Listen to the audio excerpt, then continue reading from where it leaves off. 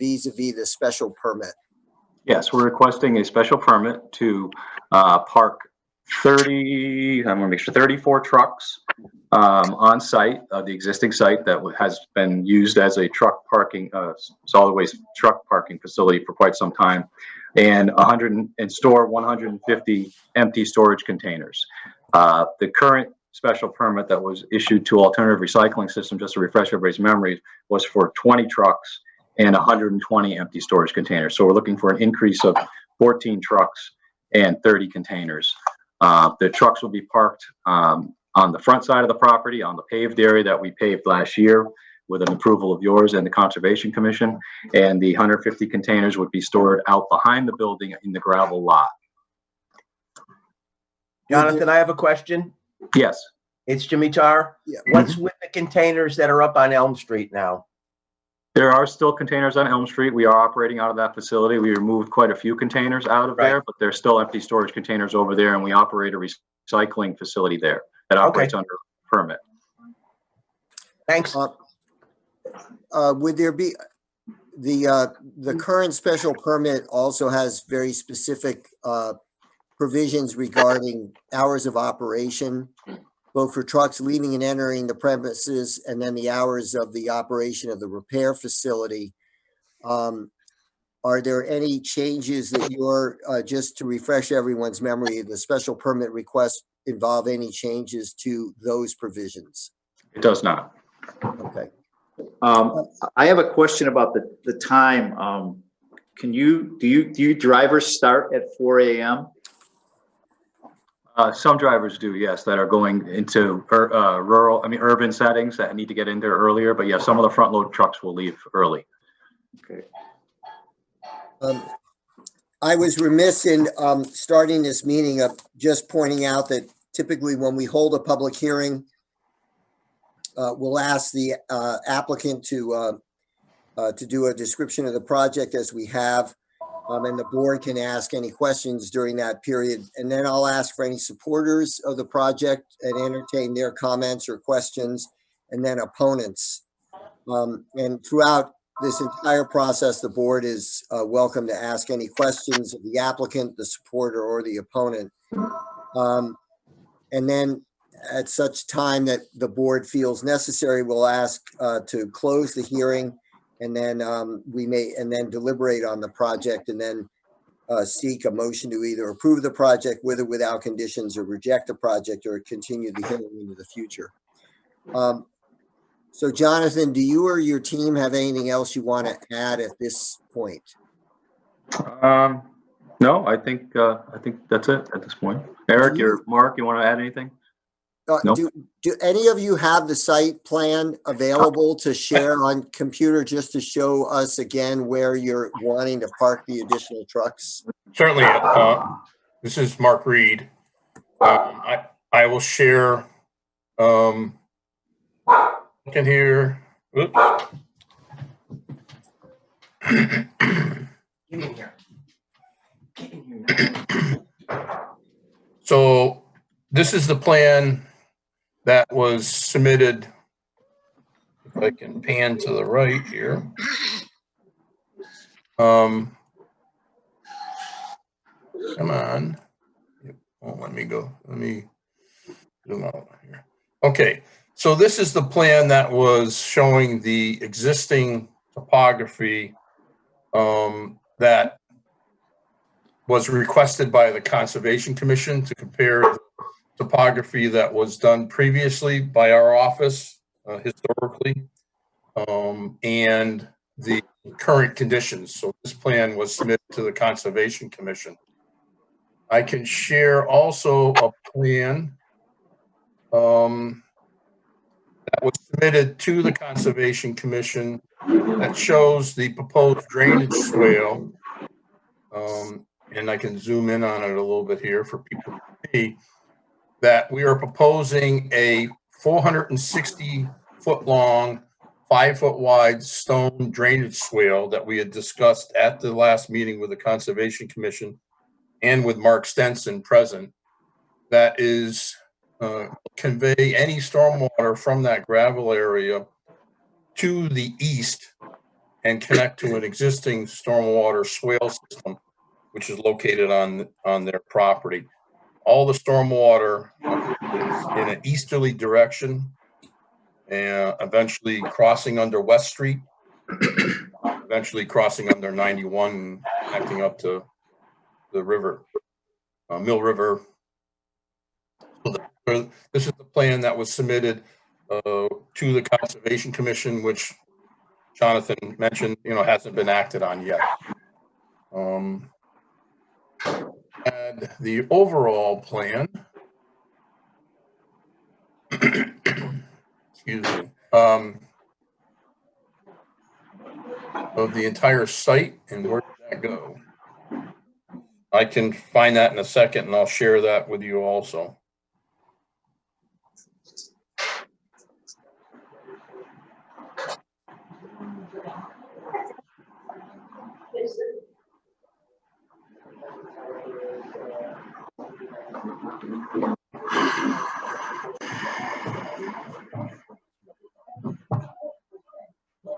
Oh, I guess it's this one. I'm sorry. Yeah, it was this one here. Smaller.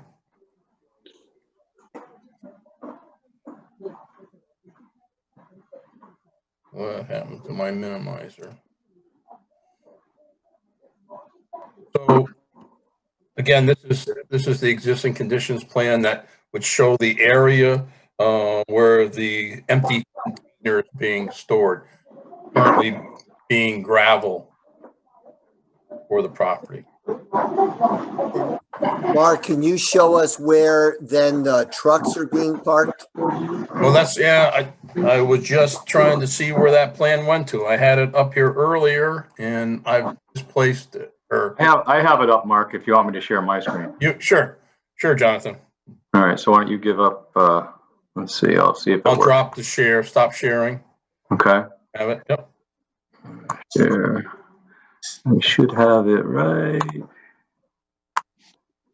That should be it here. So, you see where my hand is, Yes. right? Yeah, right. Okay, so Yep. that area there is the parking for 22 trucks. That's to the east of the office and truck shop. And just to the south here, you see where it says parking for up to 10 additional trucks. So that's 30, well, it'd actually be 32 trucks there. So, excuse me? And employee parking along that portion also. Where do your employees park right now? They park along this side where it says parking for the up to 10 trucks and 45 employee vehicles. Okay. And then, okay, so actually we're looking at this. So the building that you first presented to us is actually, that's the repair shop, right? This is the office and the repair shop, right? Yeah, The okay. road is to the right here, so Yeah. we can go this way. Right. So just kind of, and this is where we're out at West Street. Okay. And then we have this container building up here. Anything else from the USA Waste team? No, we're No. just, I think so.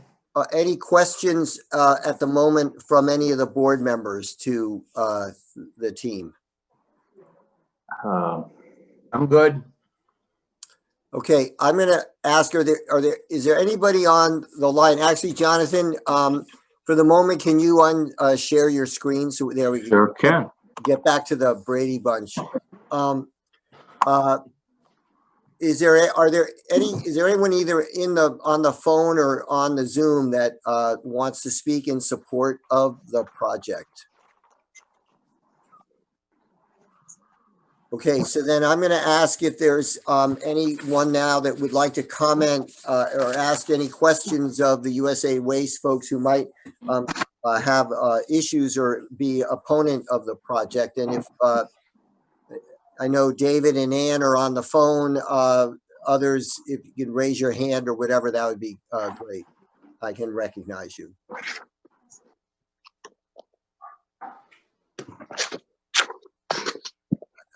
Anyone want to comment? I will. Okay, I'll recognize Luke Longstreet. So when we had spoke last time, it was stated that I had brought up the fact that the drainage swale in the southern part of the property has not been maintained. And so far today, it's been stated that it has. However, that is the new proposed spot for this French drain.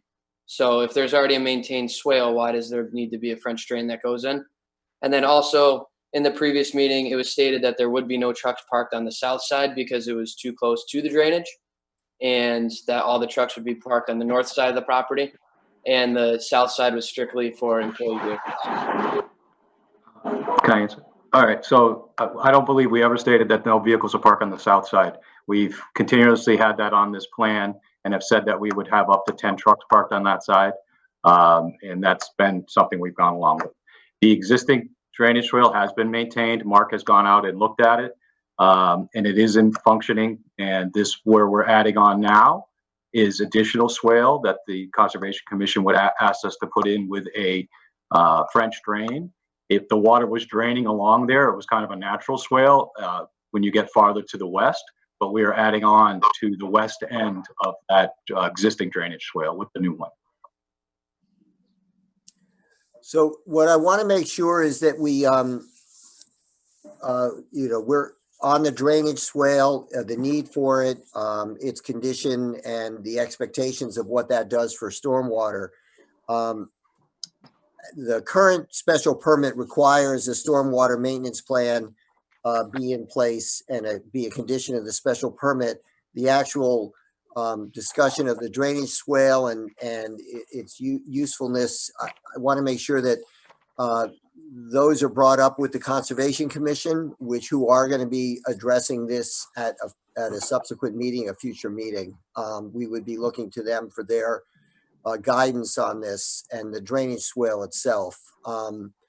So your points are well taken, Luke, but I think also are going to be more germane to the Conservation Commission discussion about that drainage swale. Jonathan answered the question or clarified the issue regarding the trucks on the south side of the property. Is there, do you have any other questions regarding the operation and the trucks and what they're asking for in terms of increased capacity there, Luke? I guess my only comment with the trucks is that there's more parked there every day than 32 already on some days. So it kind of seems redundant to be asking for a permit that you're already violating. Yeah. At the last meeting, we discussed that we had recently purchased some other companies in the area, have been consolidating our routes, and we have slowly been getting back into 32 or less trucks. And Eric, I think now we are below the 32 trucks. You could answer that better than me, but yeah, I don't have a count as of today per se, because we've been moving them out almost weekly here over the last month as we've been able to consolidate routes. So, but we will be within compliance of these numbers. I have a question about the trucks, since we're talking about the trucks, for Mr. Murray. Back when you first came here, not in February, but an informal meeting, you had stated that you were purchasing Duso and that you were going to keep what was good and dispose of or get rid of what was bad, and register the vehicles in Massachusetts. I've observed all of the trucks now to include, I haven't seen any alternative trucks, but I've seen Amherst trucking trucks. They're all registered in Connecticut. Is there a particular reason when the vehicles are primarily housed here or garaged here in Massachusetts, why they're registered in Connecticut? One, I don't know if I ever said we were going to register them all in Massachusetts, but the reasoning is we buy all our trucks.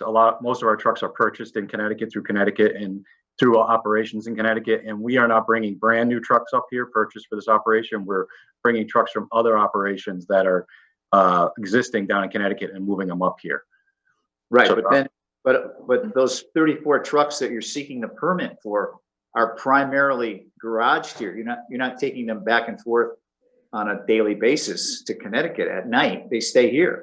Correct. But as we're doing the conversion of the routes, that we're slowly bringing Connecticut trucks in, and over time they'll become Massachusetts trucks. Okay. Do you own those or do you lease those? They're all company owned. They're owned by USA. They're not leased. Correct. Okay, anyone else from the public that would like to make a comment or raise an issue? For the board? David Leshner, go ahead. Yeah, I'm more concerned about, originally they were supposed to have 20 trucks, which has been acknowledged, I believe, numerous times. And there has never been less than probably 30 trucks at any given time over there. And they've already been parking garbage trucks on the south side behind the fuel tank, which, from my understanding now, they don't have a permit or permission to do that. I just find it hard to believe that they're going to follow any guidelines set up with what I've seen so far. It's just a concern I have, being the abutter that has to have all those trucks on my property line. So, number one, this is why we're here. We want to get the right permit for the right operation for the number of trucks we need. We're currently over that capacity. We realize that. We filed the application back in December to rectify the situation. Secondly, we're moving the trucks we have to park them somewhere at this point. We did pave the lot. We are controlling the water, but as far as this permit, it's a special permit, and the way I understand it, with every other special permit we operate under, the authority is with the board. If we're not following something, the zoning enforcement officer can get complaints. You can call us in, and you can always rescind the special permit.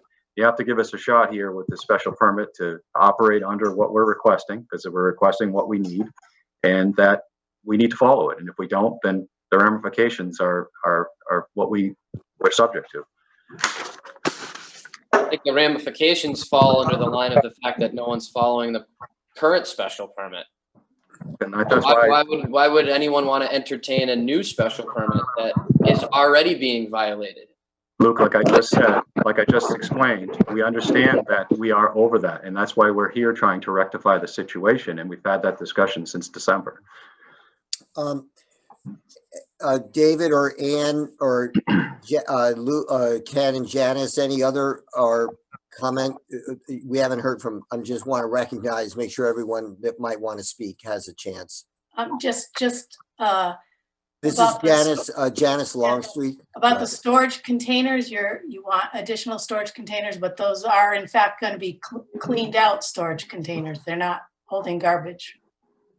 Correct? Yeah, they're going to be empty containers, correct?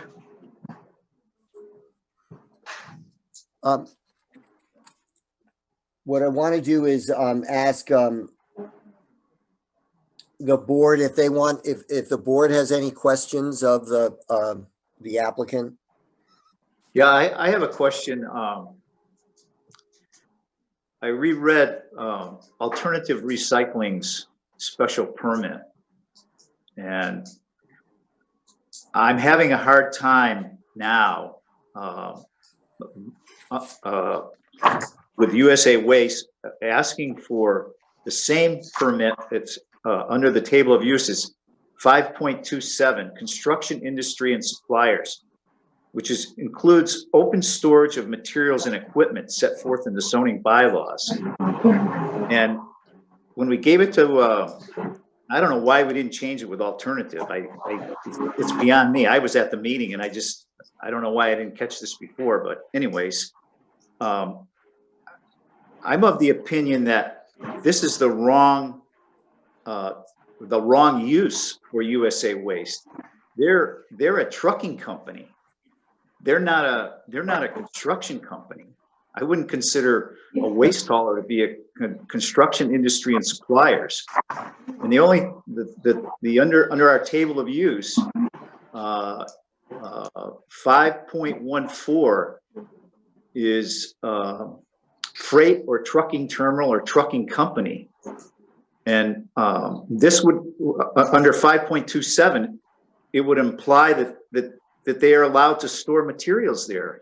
And garbage is a commodity. They make money off of it. There's big money in it. In fact, USA Waste was named is one of the top 40 companies in the United States. So that would prohibit the storage the problem that the neighbors are complaining about of storing garbage there. And I don't think we should allow them to store recyclables or cardboard or metal at that site either. Due to the scope of this project, the scope of USA Waste is almost doubled in size compared to what alternative recycling was. So I don't know if the rest of the board members concur, but I think we need to change the permit to something other than a construction industry and suppliers 5.27. Well, we did, someone has a lot of background noise on their thing. If maybe they could mute, I don't know who it is, but so the original permit or the special permit was issued in 2015. And Paul and I were both on the board at the time. The chair was Bob Bartlett. And my assumption from then, Paul, was that the previous use was 5.27 construction Right. industry and supply. Right, that's correct. And it appears as if the issue you're raising was addressed in the special permit at that time by indicating the storage of municipal solid waste and or construction demolition is not allowed on the site.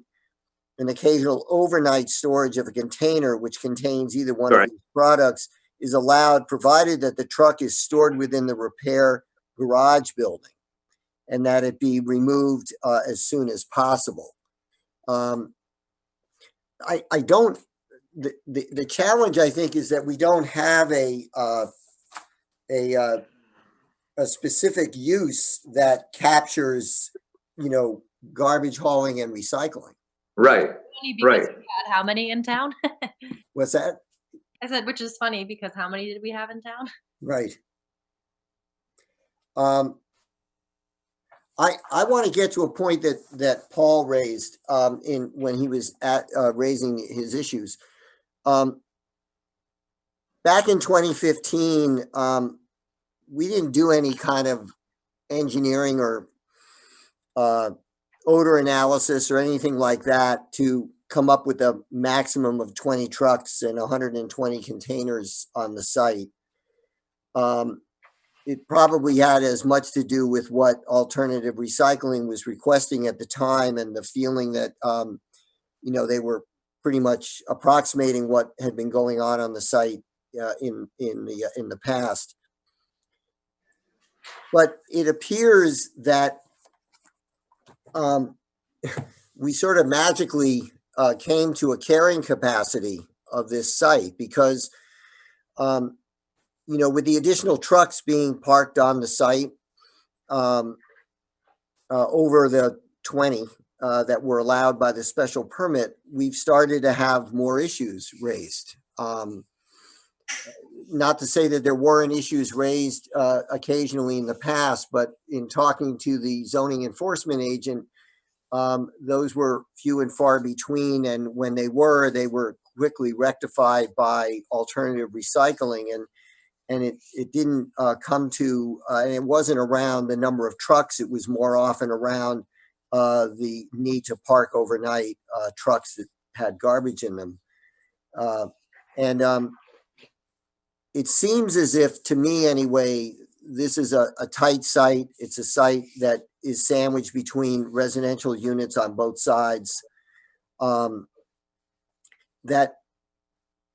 the carrying capacity for this site at 20 trucks seemed to work in this neighborhood, or at least worked as well as it could, living next door to a hauling concern or, garbage hauling and recycling company. And pardon the pun, but it would seem like over those 20 trucks, we've sort of reached a tipping point at this site where it's not capable of handling it, given the neighborhood. You've acknowledged that you're parking more than 20 trucks there. I know from my own counts from time to time, driving by and stopping in it after hours and just doing a quick count from the fence. And one time actually from one of the neighboring properties that, you know, there were definitely more than 20 trucks on the site. It seems as if the site is telling us something in terms of what worked in the past and what's being asked of this site currently and into the future.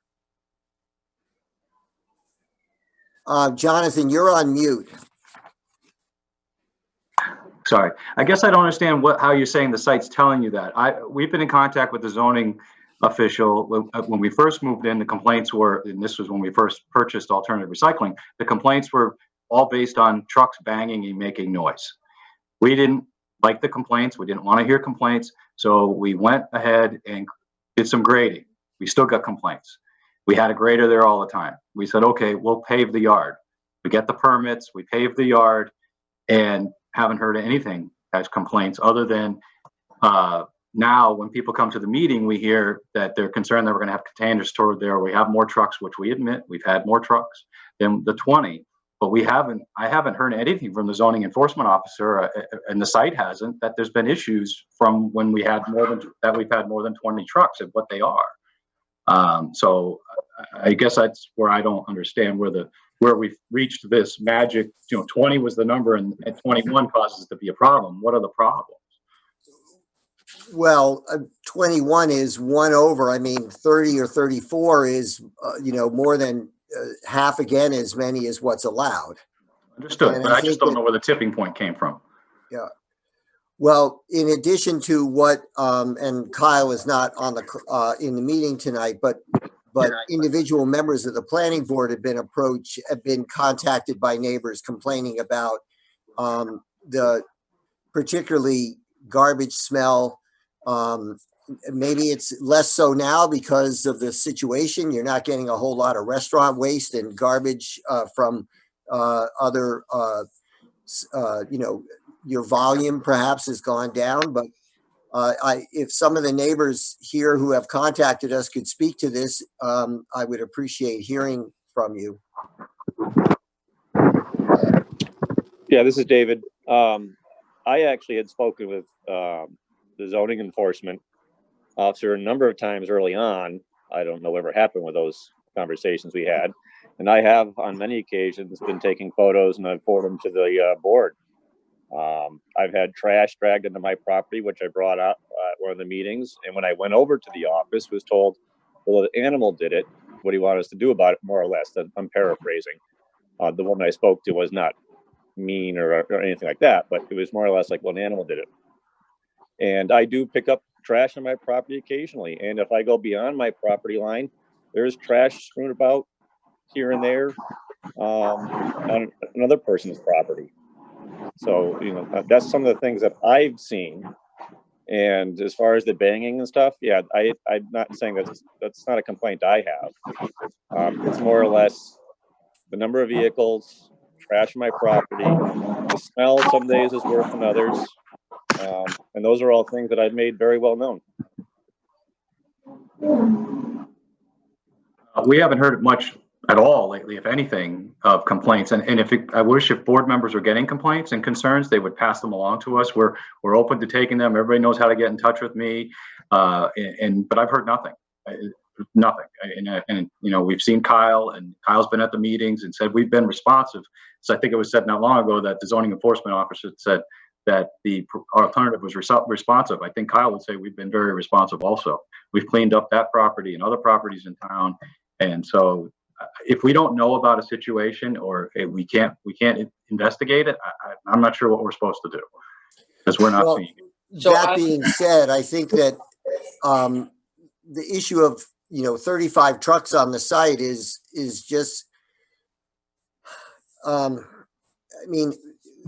whether the responsiveness to complaints, if the complaints are there and it's related to the volume of trucks that are on the site, it seems as if we've got a situation where the site is not really set up for that for 35 trucks. I mean, 20 seem to work pretty well.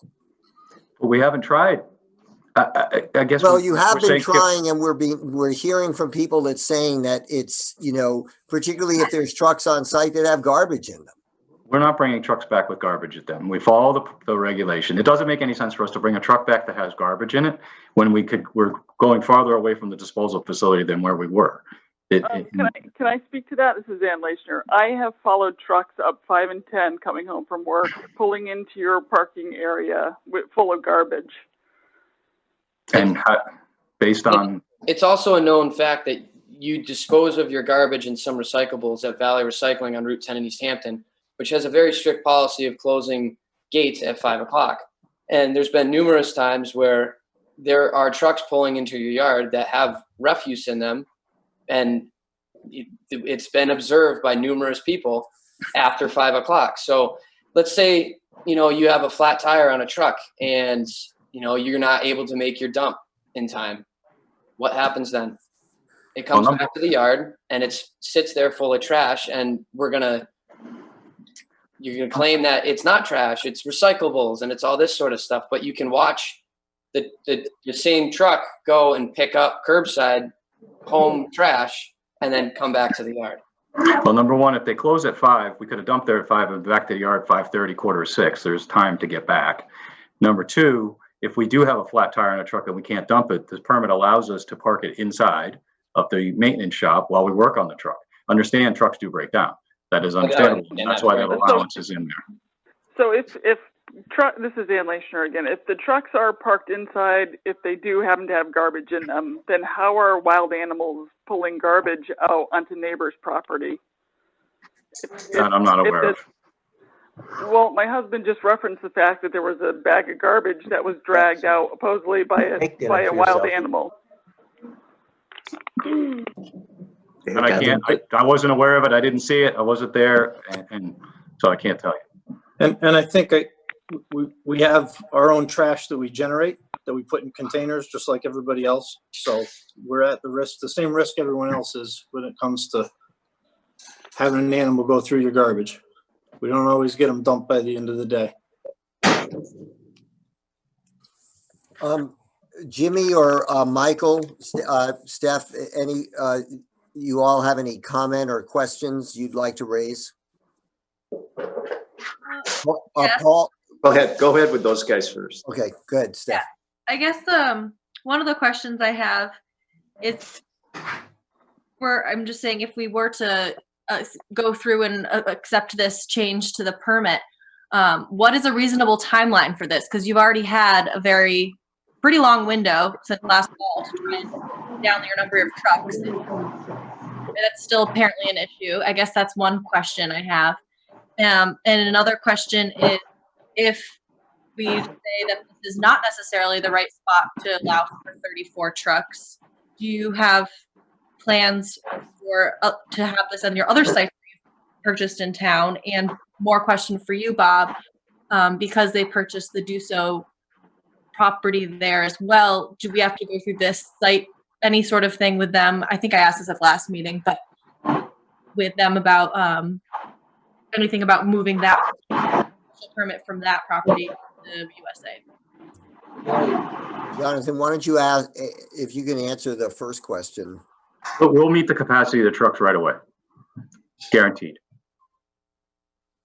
So I don't know how this actually relates to the Duso property, the Duso, and how, and what exactly the relationship is between the two. I've not seen the special permit that was on the Duso property myself. Paul, maybe you can speak to that. I don't think Duso was there they might have been there before zoning. Before our current zoning laws. I know they were there 30 plus years. So I don't know if there's a special permit exists for that particular property from the town or what. I don't know. Do you know, Jonathan, in your due diligence? Yeah, my understanding is that it's zoned for the use that it is. From what I've seen, it could zoning. be zoned, but I don't know if there's an existing permit. I don't believe there is. Not from what I've found. Okay. Is somebody else had a question, Mike or Stephanie? or Jimmy? No, okay, go ahead, Paul. Maybe Jonathan and Eric could explain to the viewers or the board members, like what's a typical day? A truck, and it'll kind of give people a sense of what's happening. So this truck leaves at let's just say your curbside. You have all the curbside now in Hampshire County, a majority of Franklin County, all around here, Amherst, Hadley, Whitley. Your website's got probably 20, 30, 40, 50 towns. So just give the board a little explanation of what happens when that truck gets full. I mean, he's up in Whately, for example, and now he's finished his Whately route and the truck's full. So what happens next? The truck finishes, if he's full, he's on his route, he is full, he heads to the disposal facility to dump the waste and the recyclables. Not to interrupt you, but where is the disposal facility? From Whately, we're probably either going to Holyoke or Northampton, or maybe as far as Springfield. So in Northampton, what is it? It's not it's not a landfill. Correct. It's a transfer station. Okay. And so is Holyoke. Springfield is an incinerator. So we use those facilities. So these trucks are taking maybe, I don't know, from Whately to Springfield is a good hour and a half to get his truck dumped, and then another hour and a half back. So you have a lot of travel time once a truck is full to go to a transfer station or the incinerator or wherever you're taking it to. Yes. Yeah, because Chicopee landfill is closed now. Correct. You can't take stuff there. Close. And do you take stuff to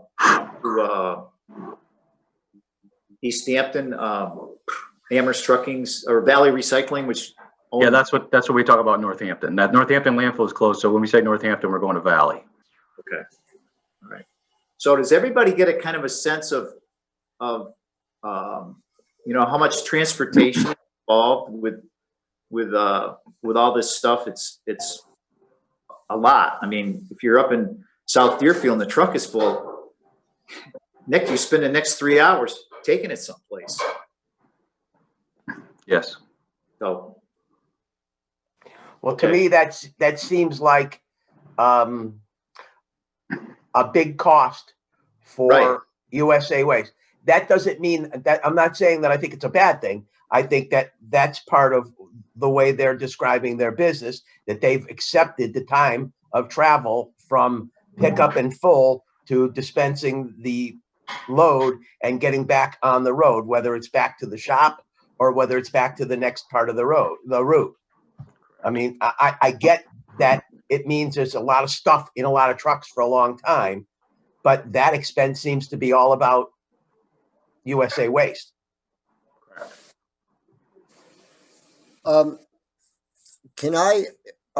Is there anyone else in the public that would like to make a comment or a question before I ask that we close the hearing and the board deliberate? Okay, I'm going to ask for a motion to close the public hearing. I make a motion, we close the public hearing tonight. Is there a second? I'll second it. Okay, so the motion is made by Jimmy Tarr and seconded by Michael Poshak to close the public hearing. That motion is on the table. All in favor? Say aye. Aye.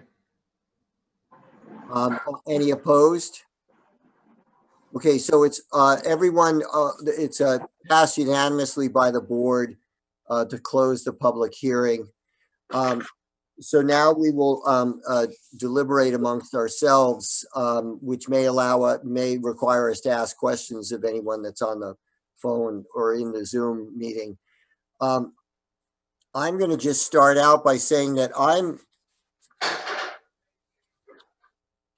I'm not inclined, given the situation that existed prior to USA Waste under the current special permit and sort of what we've seen since, in going as far as the full request of 34 trucks on site. It just seems that in the past, we had a situation that worked in this neighborhood, and that's been exceeded, and it's been acknowledged that it's been exceeded, but the fact that it's been exceeded has only shown that it's actually been has been a problem. I just want to put that out there, and for the other board members to react to and respond, and encourage you all to speak up and contribute. Well, I would comment that I'm glad to have the business in Hatfield, but at the same time, it's got to work for the neighborhood as well. So I would probably agree with you, Bob, on your on the statement you just made. I would be in favor of a traffic impact study, because we have increasing those 24 to 34 trucks, plus the 45 employee parking. I know they're not coming and going all day, but I'm sure if a worker comes in at maybe 4 o'clock in the morning and does his 8-hour shift, he's leaving during the day. I'm probably doing 8 hours. I don't know, maybe they work 12 hours a day, but it seems like there's a tremendous amount of vehicles and a tremendous amount of traffic now. I've also observed vehicles on Main Street picking up curbside after 5 o'clock. Not every day, but I've observed it on numerous occasions, not only Main Street, but through the town of Hatfield. And I know this is their last stop, so I'm thinking to myself, where's that truck going? Where's it going to go? It's full of stuff. And so the other concern I have is I'm concerned about the stormwater mitigation plan that's been submitted, but I don't know if anything has been approved by the Conservation Commission. Is this the real deal, or it's under review? And I understand everything's been up in the air about that. So those are my concerns. My other concern is that I think that under number 9, we talked about occasional trucks, but we understand that prior there was apparently a storage of cardboard and recyclables at the site, and I don't think that was the intent of this. The intent of the alternative recycling permit. So I think we're opening up Pandora's box by storing any type of material there. And that's why I brought up before was I know under that construction industry, and it implies storage of materials and equipment. So that was my heart. But I mean, I know we put a restriction on it, so I still have a hard time with it. I have a comment about the trucks. Yes. I live on Prospect Street, and right now, both Wickles and La Valley are running trucks by my house, maybe 50 or 60 a day, using their same thing. Using their Jake break between the corner of Chestnut Street and my house, which is 3 doors. So, I mean, I don't know where these guys, I have not had a problem with USA on the streets. I do have a problem with all the trucks that are going by my house right now. And now we're on this guy about the number of trucks. Whereas I got on Prospect Street, I got a trucking business going up and down in front of my house every single day. And I'm not talking about occasionally. There's at least 50 trucks a day that come by my house. And that's not including the ones that are working on Chestnut Street right now. So, I mean, I understand about having a lot of trucks, and it may be an issue for neighbors. But as far as traffic goes, that's a very commercial street that traffic is on. Prospect Street is not a very commercial street, and I bet you I get at least as many trucks going by my house as are going to come in and out of that place.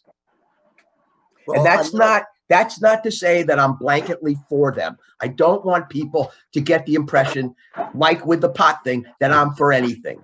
I'm just talking about the simple facts of traffic. So if we're talking about traffic studies, let's have a traffic study about the traffic coming in and out of Hatfield on Prospect Street. Go ahead, Stephanie. Yeah, so one of my comments, thoughts, I want to hear the answer to Paul's question about the conservation commission, like what has been approved. Meeting to talk about that. I don't think I feel comfortable voting necessarily tonight on this then. And second, because apparently it sounds like there's some kind of miscommunication happening between some of the neighbors saying that they're talking or submitting complaints and that USA Waste is not getting those. Maybe if we continue this, there could be more opportunity to be very clear to the neighbors who are on this call to reach out to us, and then we can reach out to USA and kind of use this as a period of making sure we have open lines of communication going forward, because like the USA Waste is in town and they're, and we're grateful for them.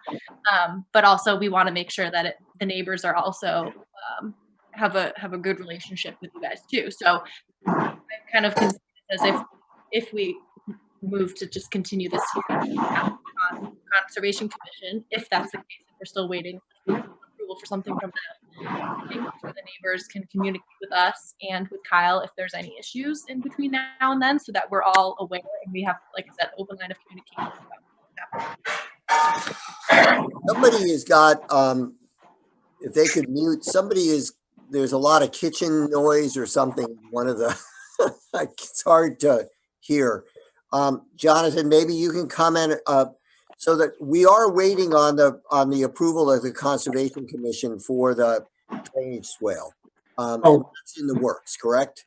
Correct. So if I can just address Mr. Dostal's and Stephanie's comments, I would like to. But as far as the stormwater, when you asked us to go to the Conservation Commission, we were at your meeting, and you said, well, we'd like to know if the Conservation Commission has any concern over the storage of the trucks and the containers. So we went to the Conservation Commission. We talked about the storage of the trucks and the containers. They said, we have no concerns over the storage of the trucks and containers, but we'd like for them to do this drainage swale over here on this back gravel property to control stormwater, just in case it is impacting the neighboring property, which is also our property. So we agreed to do that. They reported back that they don't have any issues. My understanding was what they told us that night. They were going to report back to the board that they had no standing issues with the storage of the trucks or the containers, and actually that the berm was controlling the stormwater up on the east side of the property, and the catch basins were there, and that it was all the stormwater controls were adequate to control the amount of water we're generating. So I think us going to put the swale in is something we have to get approved, but it's not something they were concerned with us having the trucks and the containers. As far as the complaints, I'll give you my cell phone number now. I'm sure Eric would give you his cell phone number. I have 18 sites. Most of the people around our sites have my cell phone number. If they have a complaint, they can call me. I'll drive out and be glad to meet with them about the complaint. Eric would do the same. Kim, who runs the site, would do the same. Anytime. We're welcome to do that. Anytime Kyle has called, we've responded. Bob, when you've called me, we respond. We're responsive. That's what we do. We're very responsive. So if there are complaints, we want to know about it. And prior to the COVID-19, Eric and I were planning to have an open house. Let's have the neighbors over, have a walk around, see the site. But then COVID-19 hit and we couldn't do it. So we apologize. I know maybe it sounds like I'm saying that now, but it really was something Eric and I talked about. We have a public relations person who's going to come and help us organize it. So we'd be glad to have you out to the site and walk around. So as far as complaints, we don't want them. We're willing to listen and we're willing to talk. Traffic impact. I've done a lot of traffic impact analysis when we look at the amount of traffic that can go down a road. If there's a lot of traffic in an area, if there's been traffic jams, I don't think we have any of those things happening at this site. Every time I'm there, I can pull right out on Route 5, maybe one car, maybe waiting for two. There's not a lot of traffic there. I'm not adding a lot of traffic. Most of the trucks go out in the morning. They go do their route for the whole entire day. They come back at the end of the day. They don't add to traffic in the town. They're coming back at night. They're not coming back at, some come back at 4 or 5 o'clock, yes, and some do pick up trash maybe at 5 if they're behind, if their truck broke down. But they go to Holyoke and they dump their load because they're open 24 hours a day. So we can get rid of the load. So I really don't think a traffic analysis is really worth it at this respect. I think DOT would be looking for that from us, and we've had conversations with DOT, and they have about our paving, and they never expressed any concern. Full trucks, like I said, full trucks, we're not storing full trucks. We don't store materials there. We don't dump cardboard there. We have the facility on Elm Street that's permitted to do that. That's been doing it for many years. There's no reason for us to dump recyclables over at West Street, then pick them back up again and dump them over down on Elm Street. So we're not doing that. An occasional storage of a truck that's broken, yes, that happens. So I think that answers those concerns. I would like to say that I think we are going to look to the Conservation Commission. The drainage swale, I think, is important to be put in, and I know that they're going to be addressing that at their next meeting, and you do have an application in to do that work. I know that along the north side of the property, I think it was mentioned earlier that there's that sort of holds 22 trucks, but I know that it can clearly hold up to 24 or 25 trucks on that side. And then there was never any trucks when Alternative Recycling submitted their proposal for any trucks on the south side of the property. And now you're asking for the about 10 or 12 or 14 to be on that side. I personally am inclined to the storage containers, since they don't have anything in them, they're empty. You're asking for go from 120 to 140, right? 150, Bob. 100 and 20 to 150. I'm muted. 150. 150. I personally am comfortable with the notion of basically memorializing the number of trucks that fit on that north side of 25 and the 100 and the containers. They're empty. Not sure how big an issue that is, but almost doubling the number of a half again, more than half again the number of trucks that are allowed on the site. More than 2/3 of the number of trucks that are currently allowed on the site. I'm uncomfortable with that. I think that I know you've been doing that, and it's been an issue. Issues have been raised. It seems like that site is not set up for that.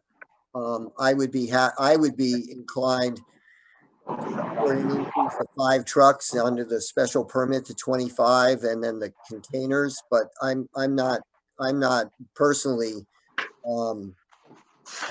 comfortable with going to the full 35 containers. That's just my opinion.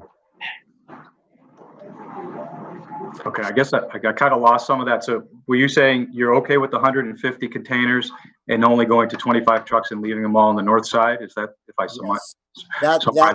That's where I would come down on this. I don't know how the rest of the board members feel. I think I would agree that a traffic study is probably not that it's not warranted, but would not necessarily hold us up, especially if we only added 5 trucks to the current special permit. I mean, traffic doesn't seem to be an issue out there going in and out. I mean, I drive on that all the time because I live on Linseed Road. That's one issue that I've never heard anyone comment on in terms of additional traffic. I know that there's been other issues raised, but traffic has not been one of them. Bob, I have a question. Is the approval of conservation for the swale, is that going to be a condition of this agreement, or? We can make it a condition of this, just like the current special permit has a condition that the stormwater maintenance plan be a condition of the special permit. We can make the drainage swale a condition of this special permit. No problem. But would that force us to wait? No, it would be that the special permit would not, is conditioned on the approval of the Conservation Commission of the drainage swale. I mean, we wouldn't Yeah. have to necessarily wait for that. Okay, okay. We have Wait, Paul and then Jonathan. 90 days to make a decision for a special permit. We have 90 days from the time of the original Wait a minute. application. Right. And Yes, that's correct. Maybe I'm thinking of for but us. we also agreed with we have a- Jonathan because of the COVID-19 and everything that we were sort of, I mean, the 90 days is long since passed from when the application. No, I understand that. I was thinking of the number of days that we have. We don't have to make a decision this evening. Once the meeting is concluded, I thought there was I can't find it. I thought it was 45 days to make a decision, or 30 days. You know what the number From the is? closing of the public hearing. Right. Well, that certainly would allow the time for the Conservation Commission, because I believe they're going to be meeting in the next week or two. Okay. Is there a way that we could just kind of hold off until we hear from them? Or does it make more sense to condition the permit that we're going to offer them on the Conservation Commission coming through in favor of what they're trying to do? That would be my preference, but I'm okay with that. So, and if my other question is, if we were to approve of 25 trucks, do we have to redo the entire process and change the application for the permit? no, because we're conditioning the special permit. I mean, it's not an up or down vote necessarily. We can condition the special permit, and they may have you asked for 50 houses, but we give you 35, in this case. Okay, Jonathan, yes. Just, I don't know if you'd consider this or not. Just, we requested 32. Obviously, we think we need 32. I understand you're saying 25, but would you allow a condition of the permit so that we don't have to come back and reapply at some point and reopen the whole process, a review after a set period of time? 12 months goes by, we come back in and request an increase to 32 trucks, and based on a review and input from the neighborhood and the community and based on the zoning enforcement officers, you could grant that without refiling the whole process again. You don't have to do it. It would just be allowable under the special permit to come in and say, hey, we've been 16 months and we don't have any complaints. Kyle hasn't had any complaints, and we're good. That you could allow 2 more trucks or 5 more trucks or somewhere up to the 32. Any comment or input from the other board members?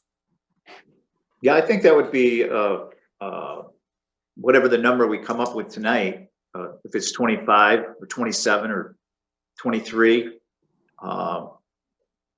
and then do as part of the condition, meet in, I don't know, whatever the time frame is, 6 months, 9 months, 12 months. We did that with one of the, I think, Fishtails that for their, when they were first starting, because they were going to have entertainment on Friday nights or something. And so there was some concern about the noise after 9 o'clock and things of that nature. And we had them come back. I don't know if you were on the board at that time or not, Bob. We said, okay, we're going to grant it for 1 year. And at the end of 1 year, they came back, and actually it kind of had died off because we stopped the Friday night kind of entertainment thing. So, but we could do something like that. Well, I guess my concern would be that if we're going to revisit it, we might be revisiting it too to see if even just adding 5 trucks was too much, or if adding 7 more trucks is allowable. If you add those trucks, and then it is a problem, you can't go back necessarily. I think you can. We could leave it in there that you could review it all the time. It's a special permit. You guys have all the authority in the world over us with a special permit and bringing us in and having us cure problems, or taking it away. It's a special permit. It's exactly what it is. I mean, the issue is that we need to have the good faith of you all that if, because here the special permit says 20, but we're seeing as many as 30 trucks on site, that if we even allow that to be 25, which is what, are the amount of trucks that sort of fit on that north side, that, that doesn't mean that there's 30 or 34 trucks no matter what there anyway. I mean, if you know what it is, you're sticking to it. We agree to that. And it's easy enough when you're driving by there without even having to stop to know if there's any trucks parked on the south side, because you can see them through the fence. Understood. It's pretty simple to, just as a drive-by, to notice that there's trucks there. Understood. I would be in favor of a review process, maybe 9 months down the road, or a year down the road, or whatever time frame we choose. But you know what? If it's a special permit, then if we analyze what's happened after that set time period, we have the opportunity to take away from them or add to them. And I think what Jonathan was saying is that the power rests in us. So, I mean, if we plan a review process, and that would include input from Kyle and any other complainants, that we should be able to come up with the right answer, maybe not necessarily tonight, but after review of what's going on there over a period of time. And I don't mean 5 years. I mean a period of months, whether it's 3, 6, 9, or 12, and come up with an answer of it's working or it's not working.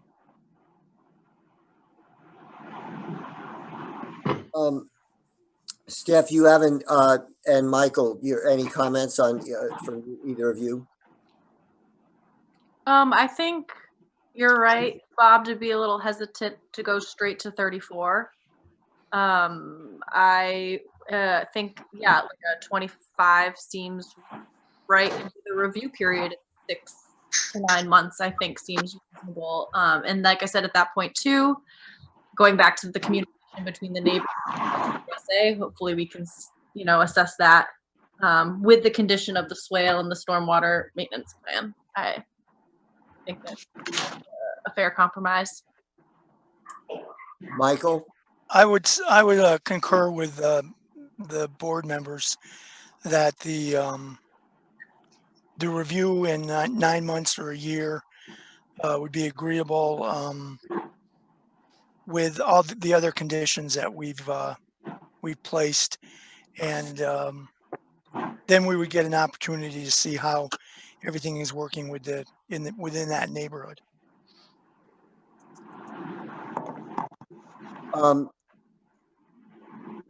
Jonathan, the containers, where would those be placed on the site? I know we've lost your engineer, but you had that drawing.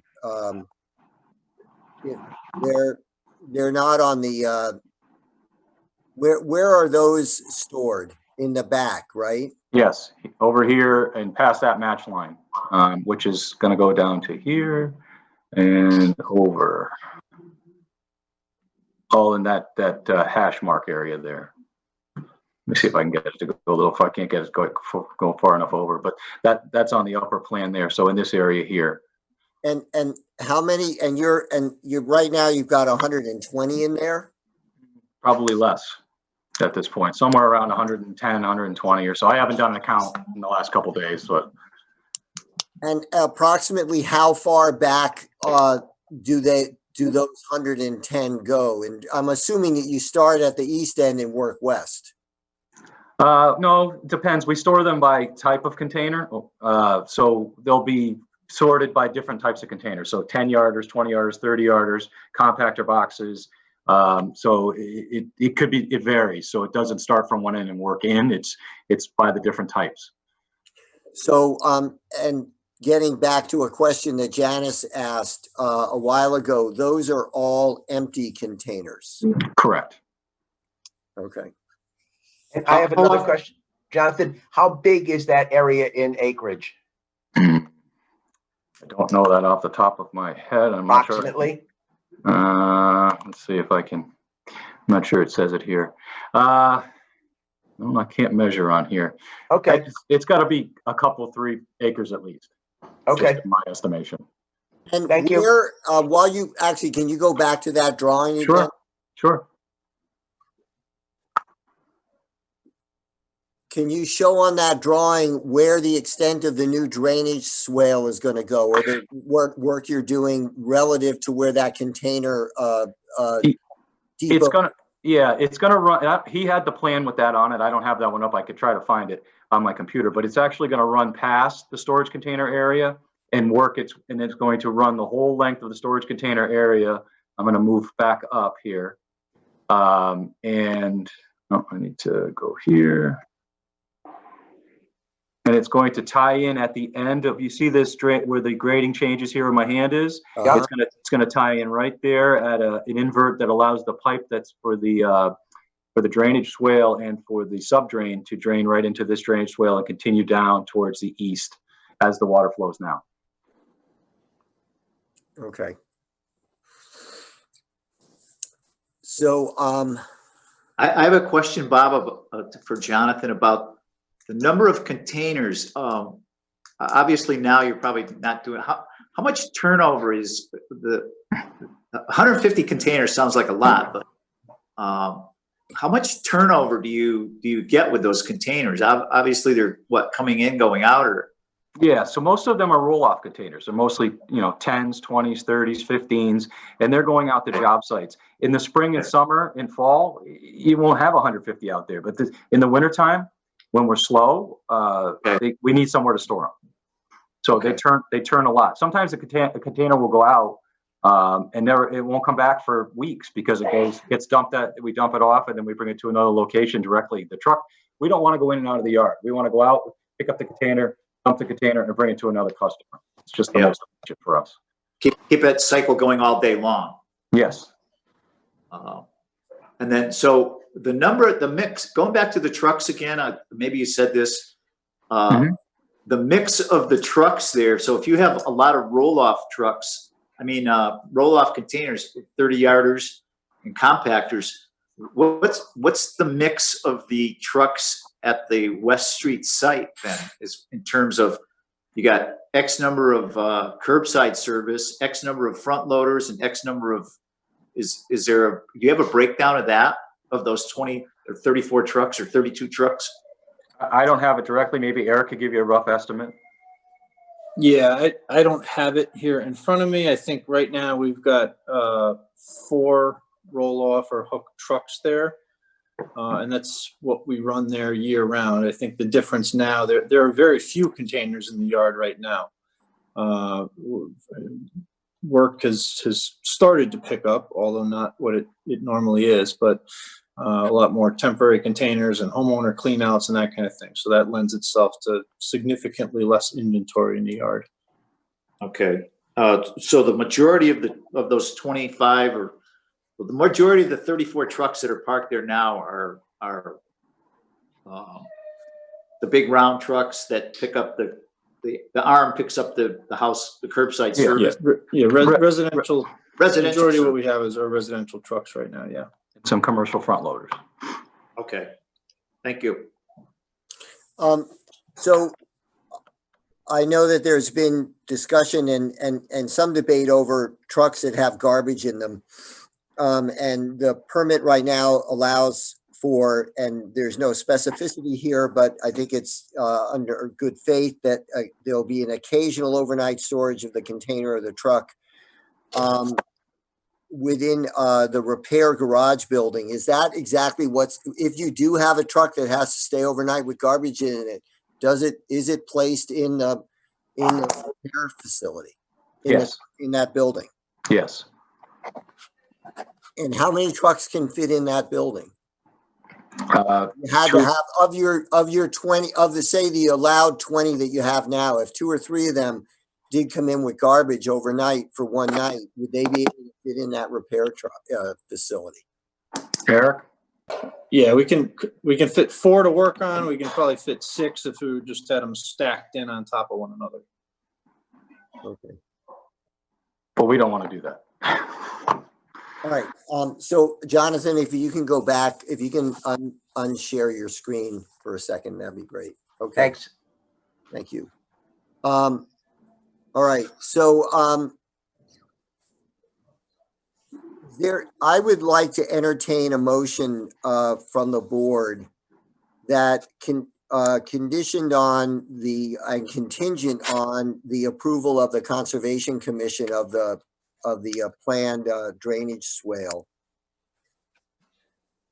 that we put a hard number of 25, a maximum of 25 trucks and 150 containers on the approved, as noted on the approved, on the site plan.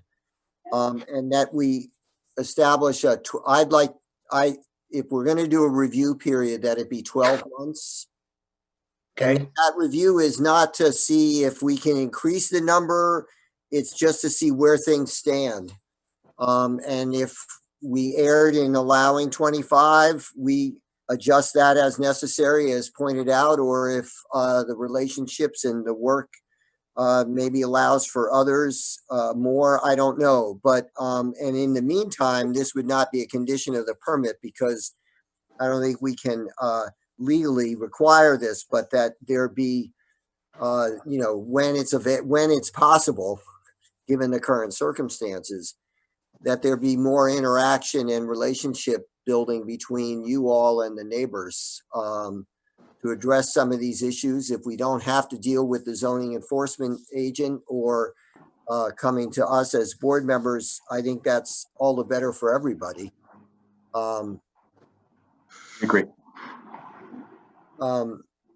But so I'm going to ask for a motion if one of the other board members may make a decision or choose to adjust what I've just said, but I'll open the floor of the board for a motion to move forward.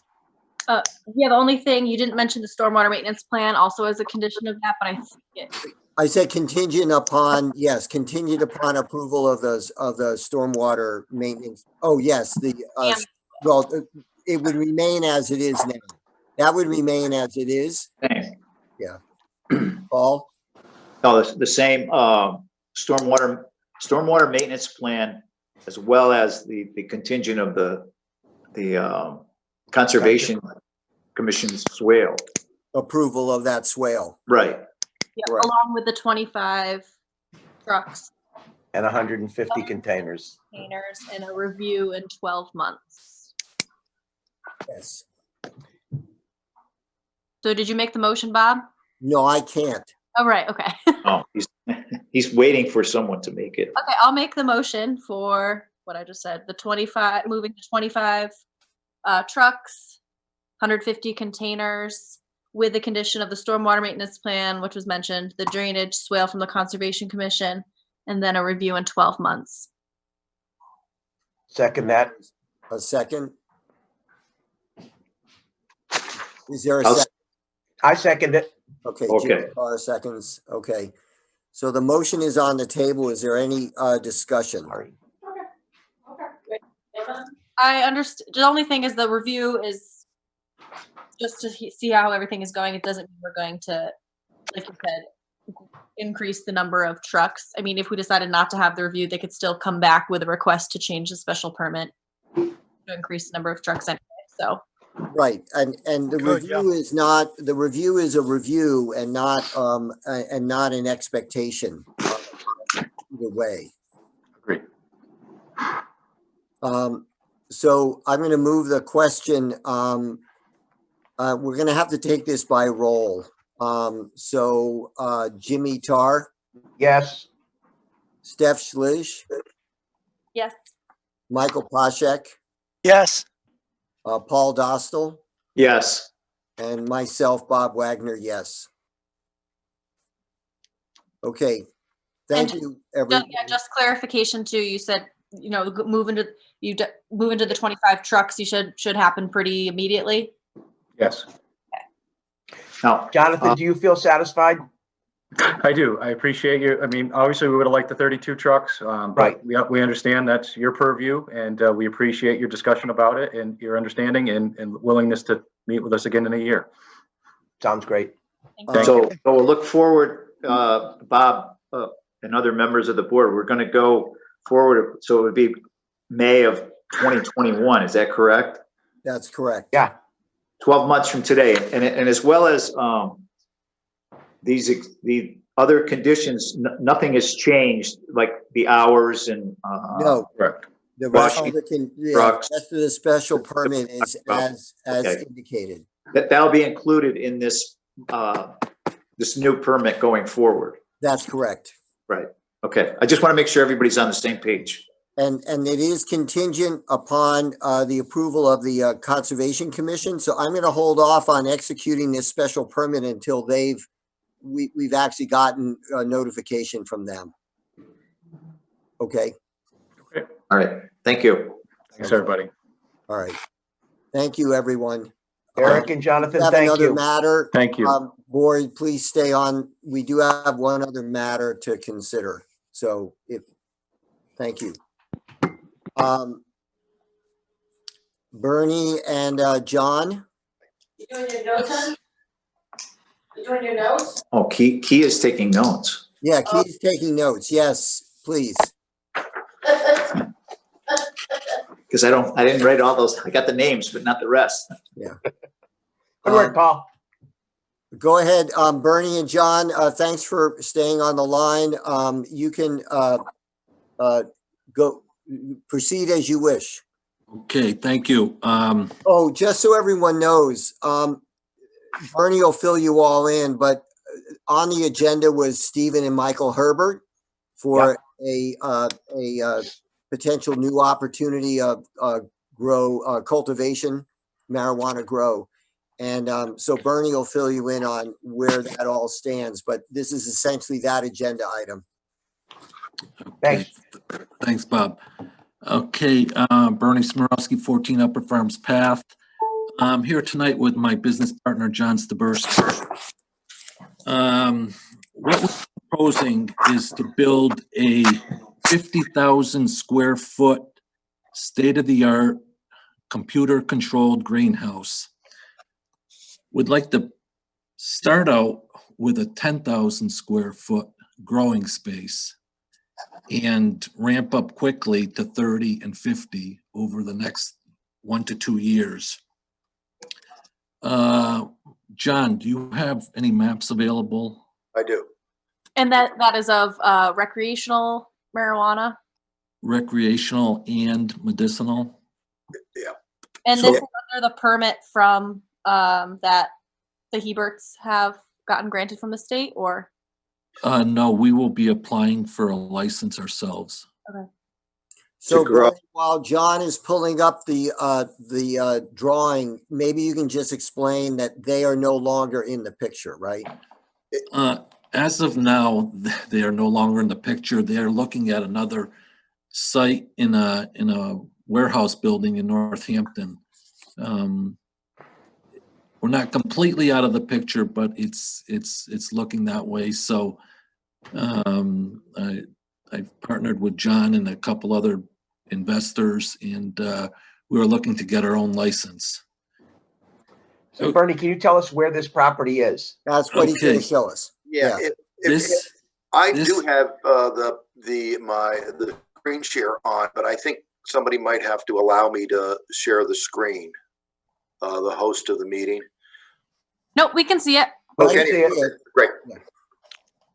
Okay, this is in on the assessor's map, lot 202, and it's the furthest northeast part of Hatfield, right on the Whately line there. John, if you could go to the next map I sent you with the. So this is the assessors. This is the assessors. How big a parcel is this, Bernie? The total parcel is a little over 8 acres. It's 8 point. You're talking about using a little over 1 acre? This, Warehouse. if the 50,000 square feet, it would be just like 1.25 acre, yes. So to be actually precise, this is a 8-acre piece. About 6 acres in Hatfield, about 2 acres in Whately. And the town line, It dissects like this. Yes.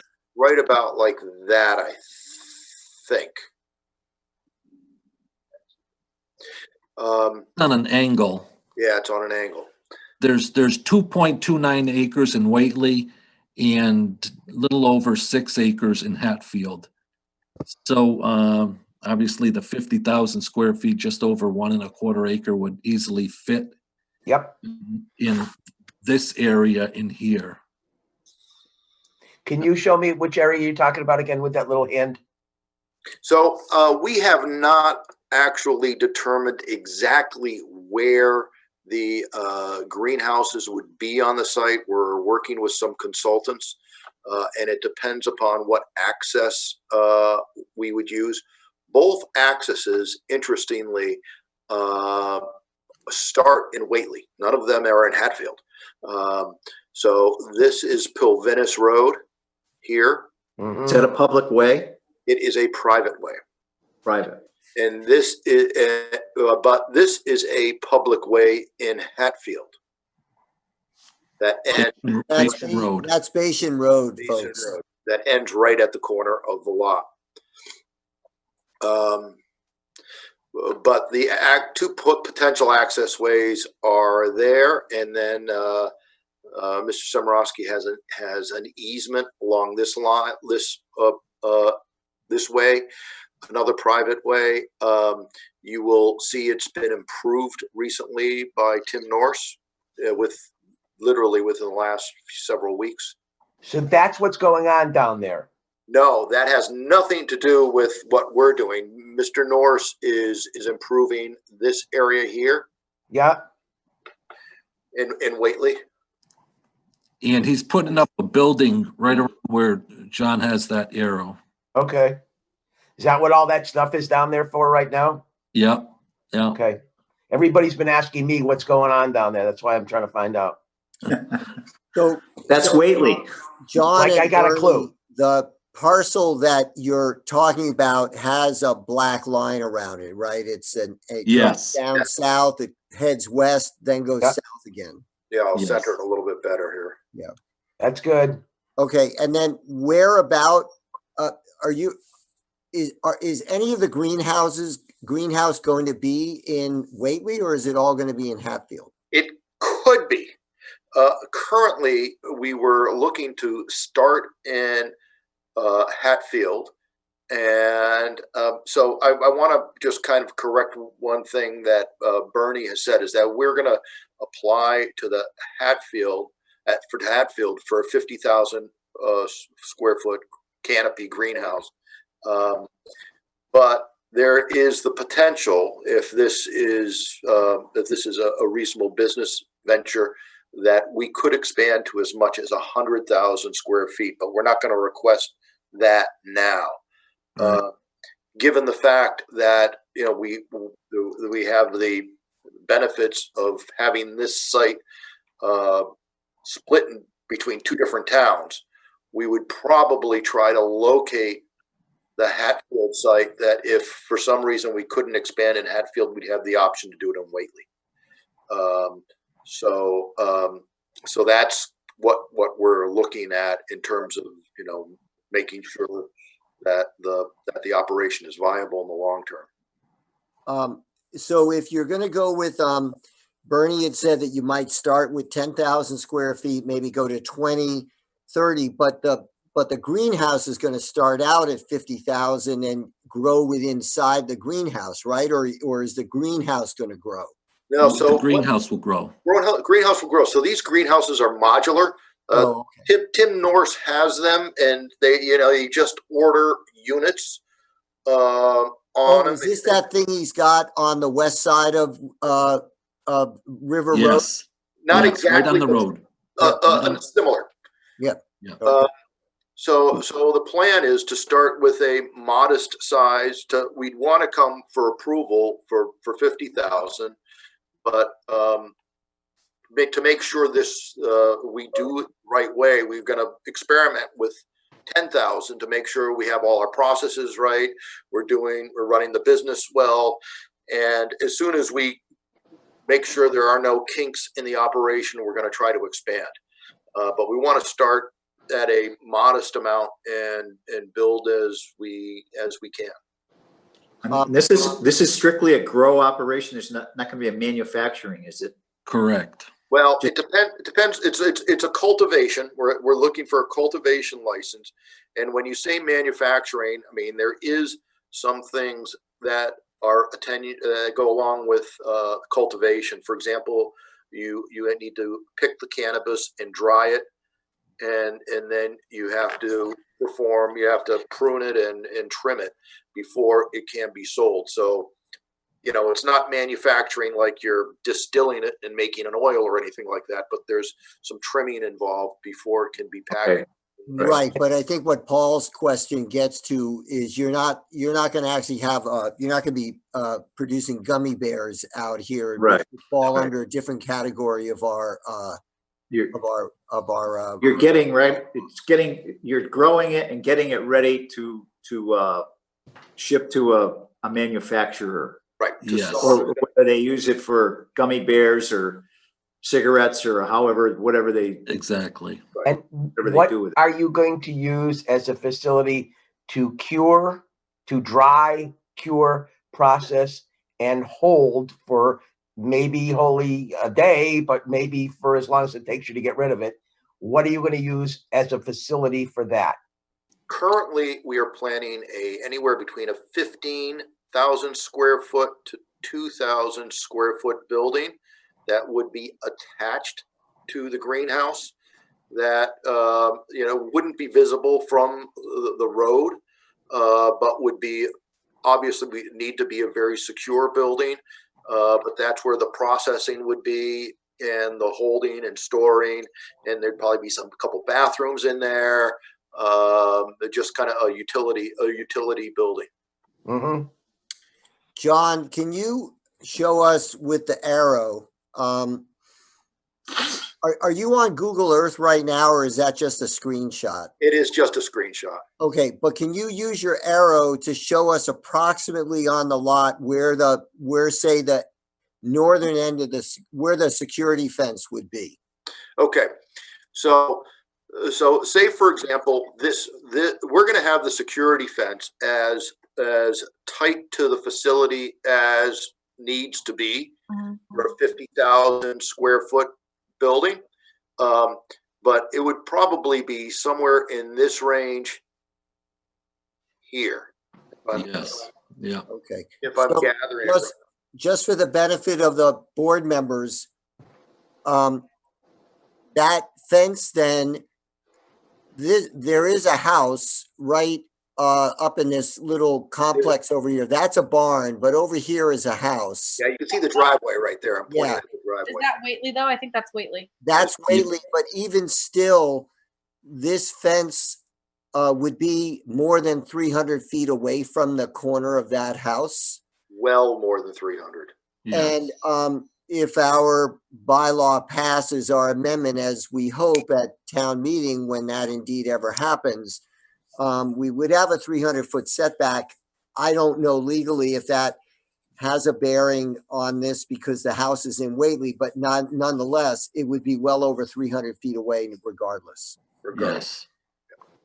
And if I remember correctly, Bernie,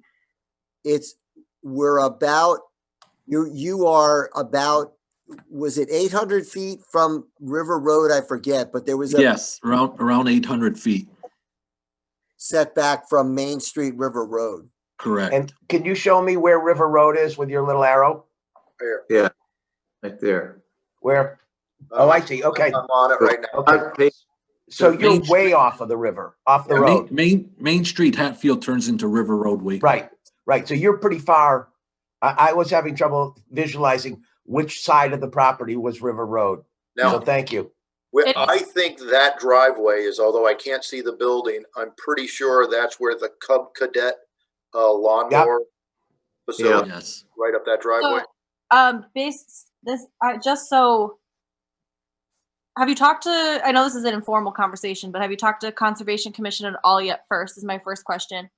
The second question is, I feel like it's very, very close to the river, and this is like, I know it's like a pseudo agricultural product and that kind of thing, and so there's these weird, that it's like not necessarily agricultural in the way that it comes down in the zoning and how all of that works. So one, yeah, if you've talked to Conservation Commission, and mostly because it's near the river, and probably there's also was the parcel that was for that Chang Farm was wanted to put that solar farm field for.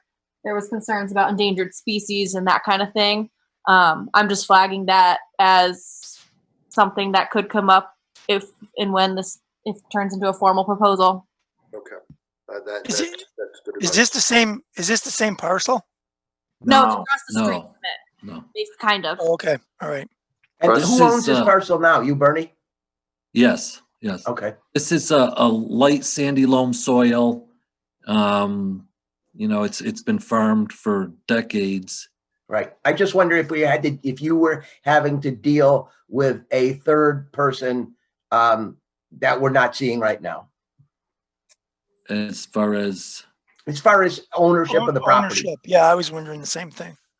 well, we might put this in. Yes. Well, Bernie, to be frank with you, this is owned by the Cimarosky Farms, an LLC.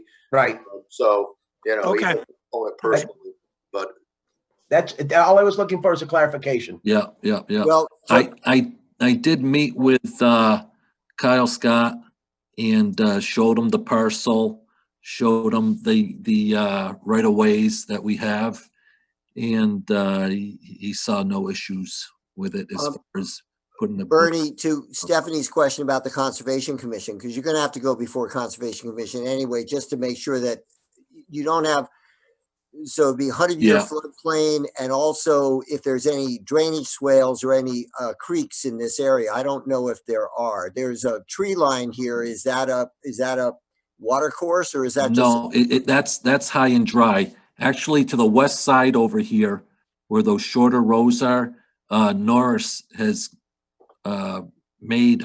it's pretty much man-made drainage for their crops that they're growing there. I will say that about half of the parcel is part of the riverfront protection overlay, that one that you're proposing here. So I don't know if that has any sort of implications for putting in, if it was a regular agricultural greenhouse, whatever, but this is like a weird in between, technically kind of commercially greenhouse, and so I'm just flagging that as a potential issue. Steph, where's that overlay? I'm looking at the Hatfield assessor's map online at that parcel, and it yeah, so we have a riverfront overlay district. So John and Bernie, you'll want to look at that in relationship to the yeah. building. I mean, I could share my screen real quick and just show you that really quickly, but Yeah, why don't you do that, Steph? Tim Norris, just to the north of us, maybe a quarter to a half mile. He has greenhouses out there. yeah, but that's an agricultural product technically. And Yes, true. Oh, that's right. that's right. the whole awkward part of this. So this is the Okay. parcel here that you're looking at, Yeah. and see how this is over here. It says riverfront protection overlay, covers like Okay. half of the parcel, I would say. Something to think about with that. Yeah, so the If we area had to the west of that line, there's a fair amount of the lot that's to the west of that line would be outside the riverfront protection overlay. Yeah, so it's Okay. If we had to stay out of it, we would. yep. If that's a problem, but there's plenty of land left there to put, up to 100,000 square feet. It's just over 2 acres, 2.5 acres.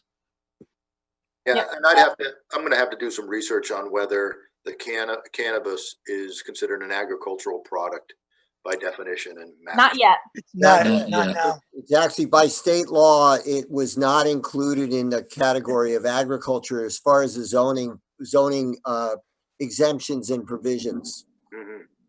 So So- yeah, if you were building that greenhouse to put in, like Norse does with berries or whatever, that's fine in some of these Yeah, areas. Right, Yeah. but in this case, it's more of a commercial building, as Steph pointed out. yeah.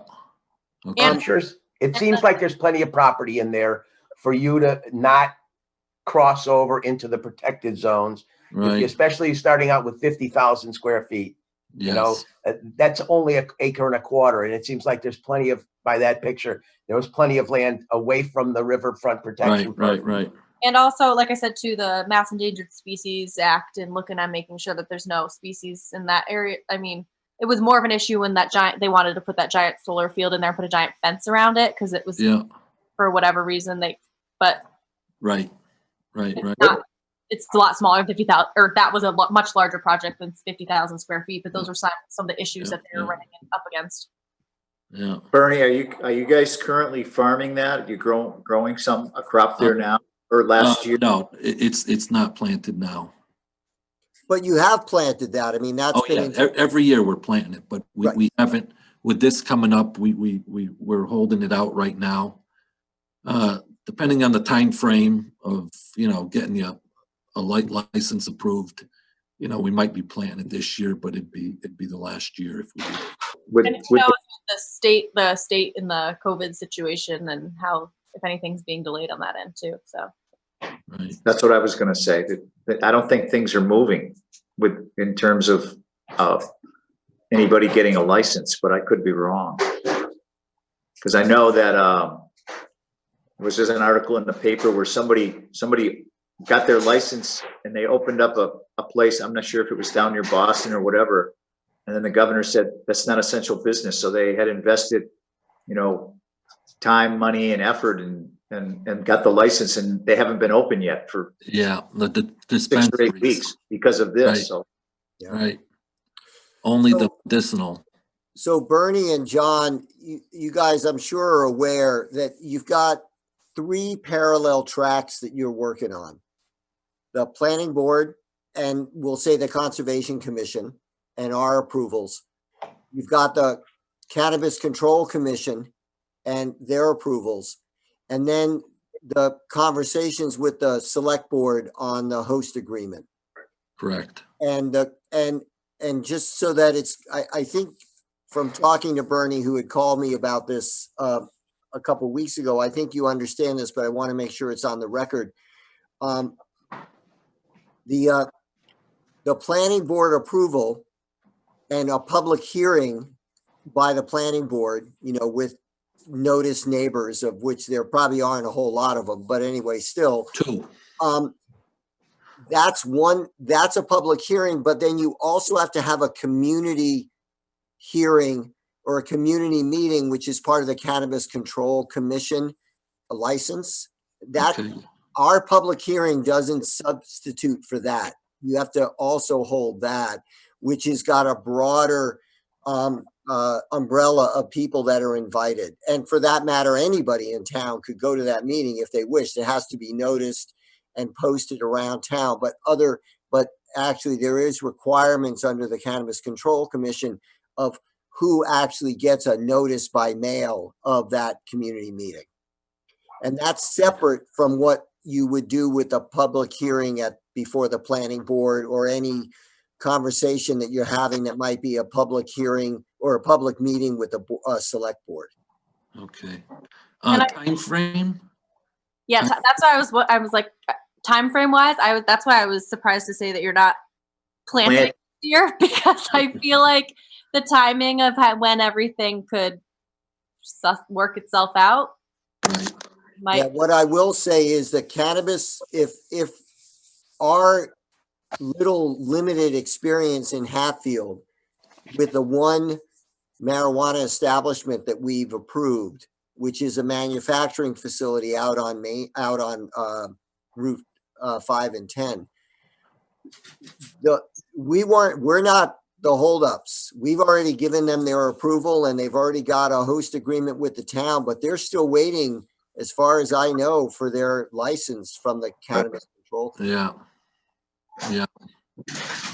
So Might be it's a different though long for, process. it might be different for agriculture, or not agriculture, but But to grow versus grow. manufacture. Yeah. Yeah. I don't know. There is a huge deficit as far as Production. population in the state. Right, right. And the state has very few greenhouse operations. They're strongly encouraging it because it's so much more energy efficient than Yes. using lights. So, Or sustainable. that this is something that they want to encourage and fast track, and they're paying a lot of attention to it. And that's honestly the kind of situation that I would like to, keeping it farmland and obviously it's in the agricultural zone too, but I would like, that seems like a more holistic approach to all of that. Right, right.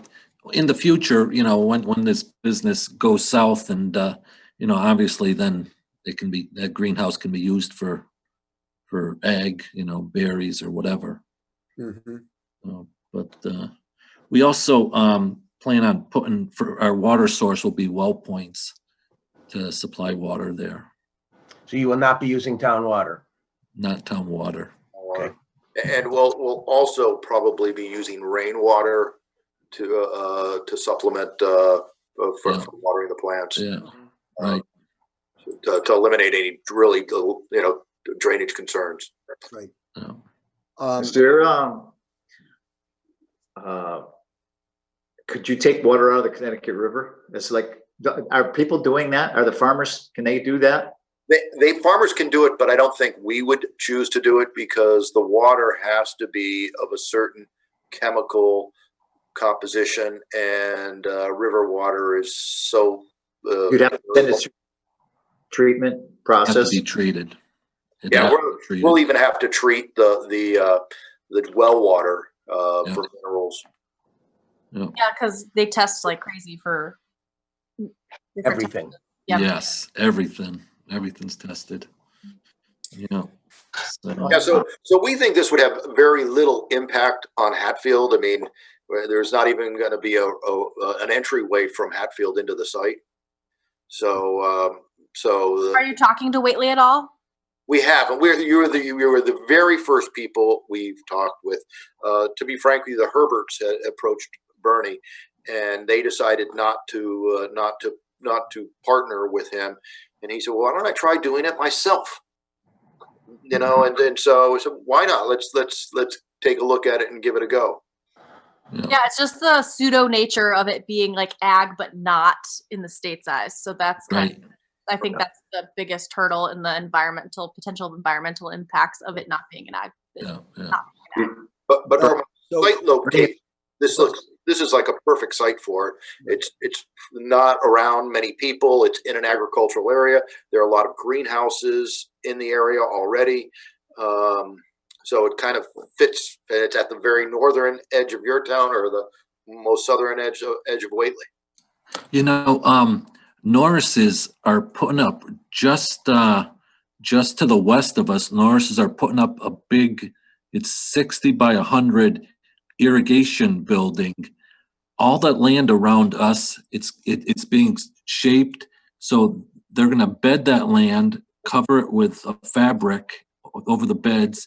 It's going to be trellised, and they are going to grow raspberry plants in pots on top of the ground with drip irrigation, just acres and acres. Wow. All those plants go direct into greenhouse farms and grown in greenhouses.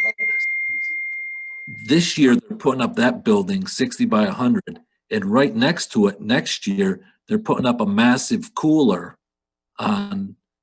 So it's really going to block all our land there. And obviously, it's out of that overlay district, but as far as building there, they're doing it there, whatever the floodplain is. I think we're in the 100-year floodplain there.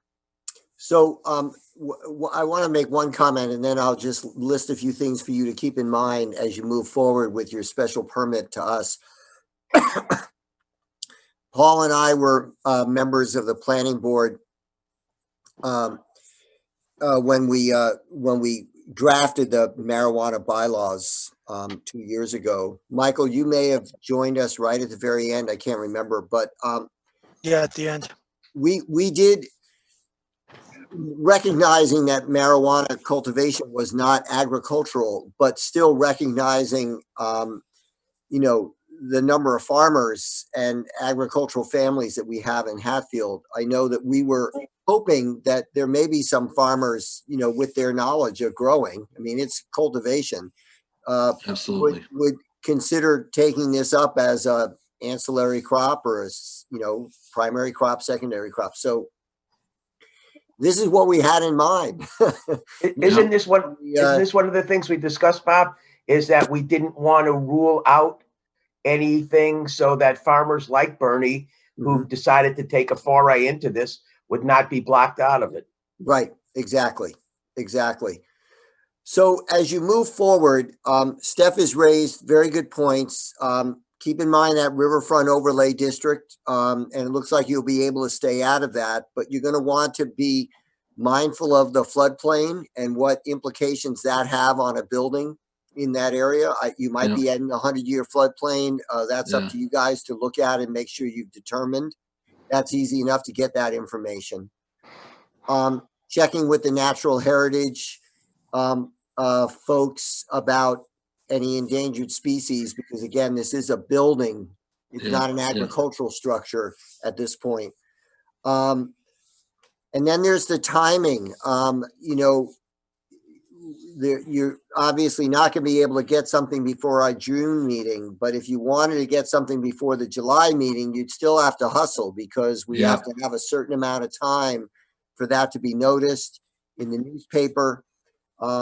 So that, and then you notice the neighbors, and they all have to have enough time prior to that public hearing. So I don't know if you'd be in a position to make that, but we would like to.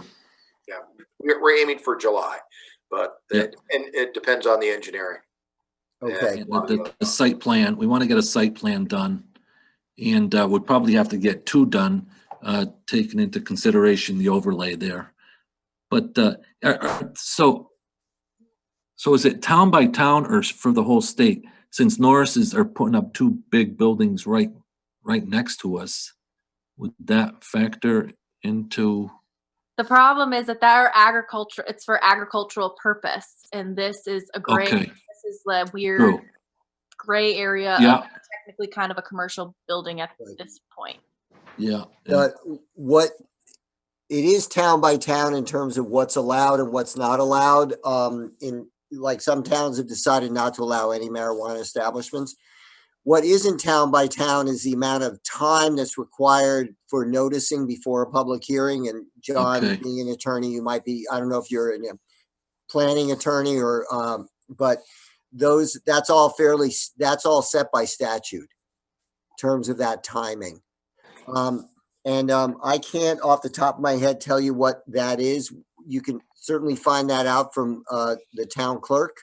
But, with it being May 6th, depending on how quickly you can get your materials together and your application in, you've probably got a decent window to make the July meeting. Great. Yes. John, do you have any experience with that as far as what board are you on in Deerfield, the zoning or? I'm on the ZBA at Deerfield. Okay. Yeah. So you guys have, what those notice requirements are. Yeah, I got. Okay. There's two abutters, Norris and the people who live in the house just to the north of us. But they're Whately, but they're still on a butter, right? Yes, they're Whately though. So what about the other end, the south end, I guess, of the south end? Who owns that? Is that Norris too? Norris is right around us completely. So you're surrounded by Norris basically. Yes. Yeah. Okay. Are there any growers in in Whately and where John is from, South Deerfield or Deerfield? Nobody has a facility yet. There is a pending greenhouse license in Deerfield. Jaap Molenaar, he grows flowers on I think Mill Village Road. If you've ever been out there near the Melnick farm, but everybody else has done internal. There's a grow operation in Bernardston, and there's one in East Hampton. Right. Nobody's done greenhouses like this in this area. Okay. Okay. So we're breaking ground, which is a good thing. Yeah. Sustainable. Right. Yeah, all year round. So, Yes. and I guess the impact of any stormwater, runoff from the building itself is going to be either yourself, the lot itself, or the nurses, right? I mean, you're not. Yeah, it's not. Norris's are putting up a 200,000 gallon tank to collect water. They would want our water if we were going to give it to them from the site. So they would use that for their own irrigation or whatever. Yeah. Like you guys would be one huge cistern. Right. Yeah. There you go. Know what they're planning to do? What's that? Does Norris know what they're planning to do? Yeah. Is Norris aware of that? Of what you guys? No, I'm talking to him. We have a good working relationship. Should we add Eileen to the minutes there as an Yeah, attendee? we're gonna have to add Eileen Dostal, Main Street. Hello, everyone. What about Norris? Could they take water out of the Connecticut River for agricultural purposes for these new greenhouses? Is that? Yeah. Yeah. They will. But they have to treat it. They're going to collect water, but water they use currently out of the river, for this, they'll have to treat it because it goes through the tiny drip line. Okay. So it's got to be treated. Yeah. Okay. So, I think, John and Bernie, do you have what you need from us at this point? Yeah, we were just more interested in the sense of the board, what the town would think, or what your board would think of something like this. A greenhouse being at the northern edge of your town border, and I know you have a bylaw. I've taken a look at it, and to see whether you generally thought the concept was something that was not going to fall on deaf ears right away before we really sunk a lot of money into engineering. Well, after what we went through with the last project, I think you guys have chosen the right direction to go. Away from houses, away from neighbors that might complain.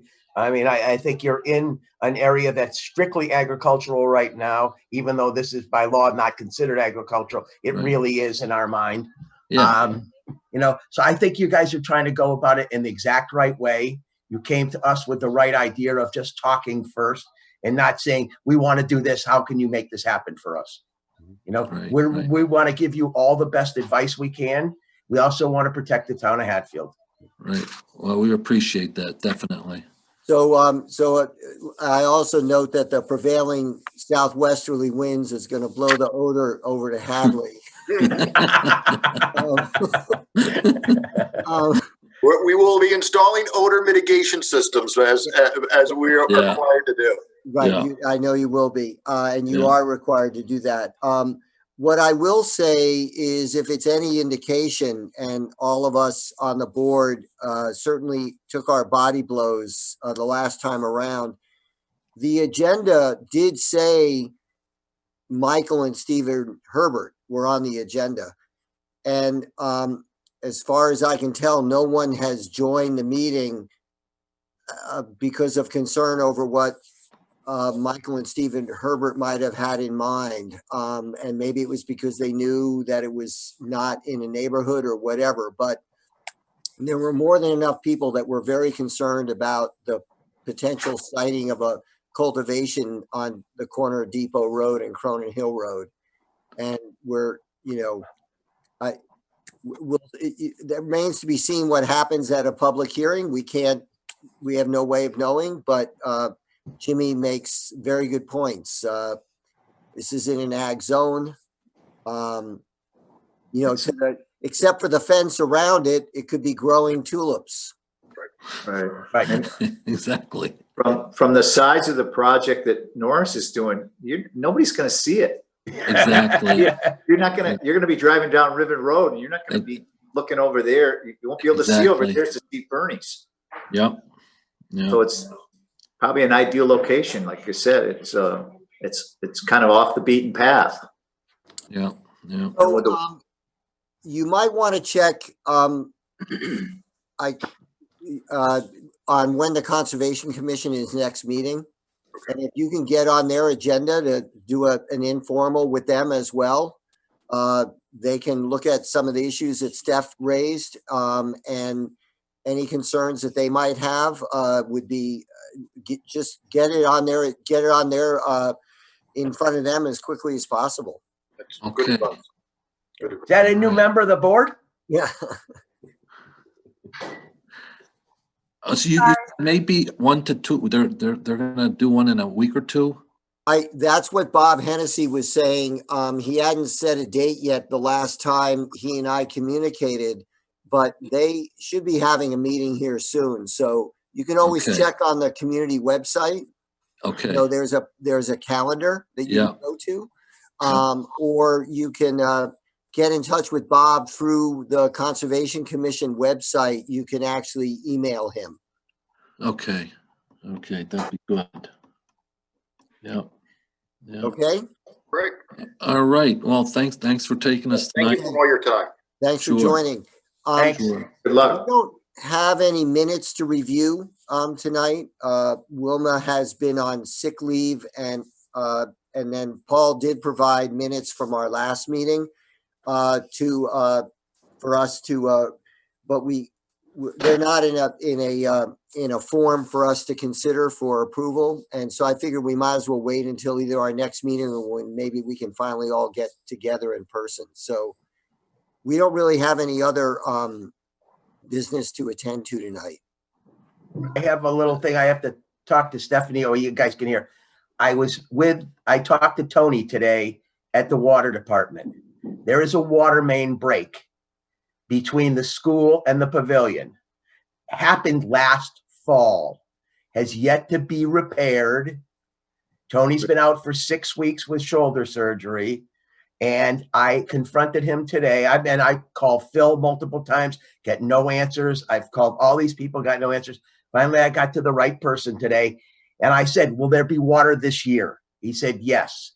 I said, will there be water by June? He said, yes, but he does not know when this month that will get done. This is related to the community garden. Yes. Yes, for the community garden. And it's a problem because people are planting down there now and there's no water. Yep. I actually saw the town just posted something on Facebook is how I found out that they said it'll hopefully be around Memorial Day and that there was a water main break down there. So. Yep. Okay. Is the water leaking into the ground or do they shut it off? It's shut off. It's shut off at some main further away, maybe down by the church or whatever, that controls the water both for the community garden and the cemeteries. And what he said to me today is that normally they don't turn the water on till a little later in the season. They want it on for Memorial Day for the cemeteries, but they're worried about weather. And I don't know, it seems a little crazy that the water isn't on yet. All right. So what I'd like to do, since Key has been on this long, and I really appreciate her being here, taking our notes, I'd like to close our meeting. And then if you guys want to get together to follow up on that, that'd be great. So can I get a motion to adjourn? I'll make a motion to adjourn. Paul Dostal, is there a second? Second. Second, Jimmy Tarr. Okay. Motion is to adjourn at 8:36. For May 6th, 2020, all in favor? Aye. Aye. Okay, none opposed. So we're in adjournment. Our next meeting is that first Monday in June. First Monday or Wednesday? Excuse me? Monday or Wednesday? Wednesday. Did I say Monday? The first Wednesday in June. I apologize. I don't know of any agenda items right now. We hopefully will have Bernie for his special permit in July. And then town meeting is June 16th.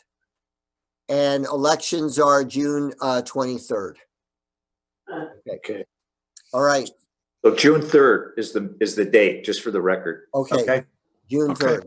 Wednesday, June 3rd. Okay. Good night, everyone. Night. Good night. Thanks. a lot. Thanks, Thanks, everybody. Bob. Take care. Bye.